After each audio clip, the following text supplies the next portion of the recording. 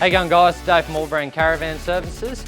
Today I'm working on this Jayco Swan beside me. As you can see, I've already removed the side cladding from this van. The van got brought into us from hail damage on the side. So far we've stripped the extrusion off the sides, stripped all the sheeting and all the fixtures. I'm just going ahead cleaning up the framework, and then I'll be reinstalling all the sheeting and all the fixtures back. So stay tuned for the rest of the video where I'm going to be fitting the side cladding to the side of this van and putting back all the fixtures. Thanks, guys.